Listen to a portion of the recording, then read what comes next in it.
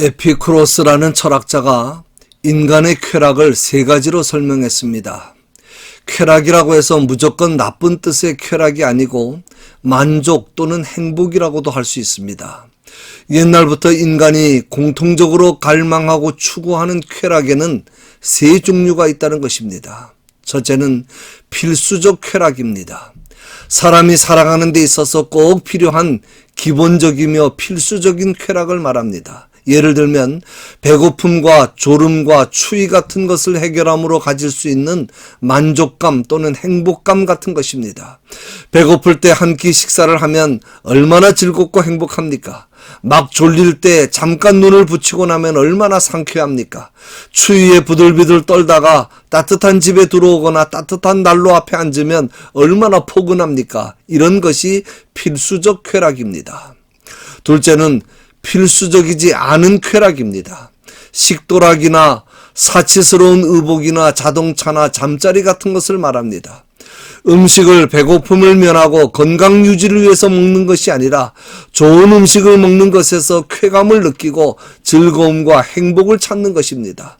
옷이나 자동차나 집도 마찬가지입니다. 생활하는데 불편하지 않으면 됩니다. 그런데 꼭 명품 옷을 입어야 행복하고 고급 자동차를 타고 큰 집에 살아야 행복하다고 생각하고 그런 것들을 통해서 만족과 쾌감을 얻으려고 하는 것입니다. 그런 것들이 바로 필수적이지 않은 쾌락입니다. 셋째는 공허한 쾌락입니다. 명성과 인기와 칭찬 같은 것을 말합니다. 사람들이 알아주기를 바라고 사람들로부터 인정받는 것에서 삶의 보람과 의미와 행복을 찾으려고 하는 것입니다. 세상 부귀영화는 말 그대로 일장춘몽, 하룻밤의 꿈 같은 것이고 건불십년 화무시비론 같은 것입니다. 지나고 보면 다 부질없는 것이고 허무한 것입니다. 그런데 문제는 오늘날의 많은 사람들이 이런 필수적이지 않은 쾌락이나 공허한 쾌락에 목숨을 걸고 살아가고 있다는 것입니다. 신자들도 마찬가지입니다. 그런 면에서는 불신자들과 별로 다를 바 없습니다. 이것이 교회나 신자들이 세상에서 소금과 빛의 사명과 역할을 감당하지 못하고 있는 근본 원인입니다. 여러분은 지금 어떤 쾌락을 갈망하며 살아가고 있습니까? 무엇에 줄이고 무엇에 목마른 삶을 살아가고 있습니까? 여러분이 지금 가장 바라고 원하는 것이 무엇입니까? 여러분의 인생을 통해 무엇이 이루어지면 나는 만족한다, 나는 행복하다고 말할 수 있겠습니까? 우리가 살아가면서 항상 기억해야 할 것은 우리 그리스도인들의 주림과 목마름은 세상 사람들과는 달라야 한다는 것입니다. 어떻게 달라야 합니까? 천국 백성된 하나님의 자녀들은 세상 것과 육체적인 것에 줄이고 목마른 자들이 되어서는 안 됩니다. 하나님의 자녀들은 복에 줄이고 목마른 자들이 되어서도 안 됩니다. 오직 의에 줄이고 목마른 자들이 되어야만 합니다. 그래야만 진정으로 복 있는 사람이 될 수 있습니다. 본문에 의에 줄이고 목마른 자는 복이 있나니 그랬는데 여기에서 줄인다, 목마르다 라는 두 단어 모두 원문에 보면 현재 시제로 되어 있습니다. 한두 번 또는 가끔 배고픔과 갈증을 느끼는 것이 아닙니다. 항상 심히 굶주린 상태로 그리고 항상 갈증으로 인하여 애가 타는 상태를 말합니다. 의를 사모하기를 그렇게 해야 한다는 말씀입니다. 그러면 의라고 하는 것이 무엇입니까? 의는 한마디로 하나님과의 올바른 관계를 말합니다. 하나님은 의의 근원이시며 의의 본질이시며 의 자체가 되십니다. 그런 하나님과 올바른 관계를 맺고 사는 것이 의롭게 사는 것입니다. 그러므로 하나님과 올바른 관계를 유지하기 위해서 목숨을 걸고 줄이고 목마른 심정으로 부단히 노력하며 애쓰는 것이 의에 줄이고 목마른 삶이 되는 것입니다. 사람이 줄이고 목마르면 어떻게 됩니까? 죽습니다. 사람이 사흘을 굶으면 안 나는 생각이 없다고 합니다. 먹고 마시는 문제처럼 인간에게 있어서 절박한 문제는 없습니다. 하나님과의 관계를 바로 가지는 일에 이렇게 절박한 심정을 가지고 목숨을 걸어야 한다는 말씀입니다. 그러면 우리가 어떻게 하나님과 올바른 관계를 가지고 의에 줄이고 목마른 삶을 살 수가 있겠습니까? 하나님과 올바른 관계를 가지는 방법입니다. 첫째, 믿음으로입니다. 로마서 1장 17절에 오직 의인은 믿음으로 말미암아 살리라 그러고 말씀했습니다. 하나님과의 올바른 관계는 믿음으로 이루어지기 때문에 믿음으로 의인이 되고 구원과 영생을 얻는다고 하는 말씀입니다. 창세기 15장 6절에 아브라함이 여호와를 믿으니 여호와께서 이를 그의 의로 여기셨다고 말씀합니다. 아브라함은 하나님께서 내가 네 자손으로 땅의 티끌과 하늘의 별과 같이 많게 하리라고 하셨을 때 이렇게 말합니다. 주 여호와여 무엇을 내게 주시려 하나이까? 나는 자식이 없사오니 나의 상속자는 이 다메섹 사람 엘리에셀이니이다. 주께서 내게 씨를 주지 아니하셨으니 내 집에서 길리운 그가 나의 상속자가 될 것이니이다. 그때까지만 해도 아브라함은 자신과 자신의 아내 사라가 너무 늙었기 때문에 종 엘리에셀을 통해서 하나님께서 자손을 주시려는 줄 알았습니다. 그러나 하나님께서 말씀하십니다. 그 사람은 너의 상속자가 아니다. 내 몸에서 날 자가 내 상속자가 되리라. 그러면서 아브라함을 밖으로 데리고 나가서 하늘의 별을 보여주시면서 하늘의 별을 셀 수 없는 것처럼 내 자손도 그와 같을 것이라고 말씀하십니다. 그 당시 아브라함의 처지나 능력으로는 도저히 이해할 수 없고 믿을 수 없는 말씀이었습니다. 그러나 아브라함은 믿었습니다. 그 믿음을 하나님은 의로 여기신 것입니다. 우리도 마찬가지입니다. 보이는 것을 믿는 것은 믿음이 아닙니다.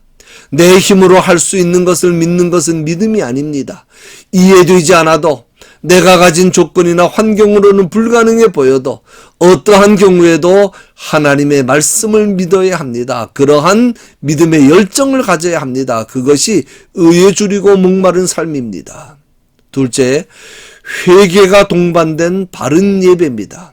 누가복음 18장에 보면 두 사람이 성전에 올라가 하나님 앞에 예배를 드립니다. 하나님과 바른 관계를 맺고 사는 의인이라고 자타가 공인하는 바리새인과 그렇지 못한 죄인의 삶을 사는 세리가 기도를 합니다. 그러나 그 모습을 지켜보시던 주님은 세리가 바리새인보다 의롭다 하심을 받고 집에 내려갔다고 말씀합니다. 세리가 의인이라는 말입니다. 그 이유가 무엇입니까? 무엇을 보고 예수님께서 그렇게 인정하셨습니까? 회개 때문입니다. 잊지 마십시오. 회개 없는 예배는 예배가 아닙니다. 회개 없는 믿음은 믿음이 아닙니다. 예배는 엔터테인먼트 같은 오락 프로그램이 아닙니다. 영적으로 인격적으로 하나님과 바른 교제가 예배인데 그러기 위해서는 반드시 회개가 있어야 합니다. 바리새인은 그동안 하나님과 교회를 위해서 많은 일을 했습니다. 그래서 주변의 사람들로부터 많은 칭찬과 인정을 받았습니다. 그러나 예수님으로부터는 칭찬받지 못했습니다. 하나님으로부터도 의인이라는 인정을 받지 못합니다. 회개가 없었기 때문입니다. 그러나 비록 세리는 그동안 하나님을 위하여 아무것도 한 일이 없고 오히려 하나님의 영광을 가리는 삶을 살아왔다 할지라도 자신의 죄를 진실하게 회개했기 때문에 그것이 바로 하나님과의 관계를 바르게 회복시켜 준 것이고 의인이라는 인정을 받은 것입니다. 셋째로 하나님의 말씀을 행해야 합니다. 로마서 2장 13절에 말씀합니다. 하나님 앞에서는 율법을 듣는 자가 의인이 아니요 오직 율법을 행하는 자라야 의롭다 하심을 얻으리니 의에 줄이고 목마른 자는 다른 말로 하면 하나님의 말씀과 그 말씀을 행하는 일에 줄이고 목마른 자입니다. 하나님의 말씀에 귀 기울이고 힘써 행할 때 하나님과의 관계가 바르게 유지되는 것이고 그것이 바로 하나님 앞에서 의가 되는 것입니다. 그래서 하나님과의 관계가 잘못되면 제일 먼저 나타나는 현상이 하나님의 말씀이 들리지를 않습니다. 아무리 들으려고 해도 들리지가 않습니다. 그리고 듣기는 들어도 자기를 향한 말씀으로 들리지 않고 다 다른 사람에게 주시는 말씀으로 들립니다. 그러니 행할 수가 없지요.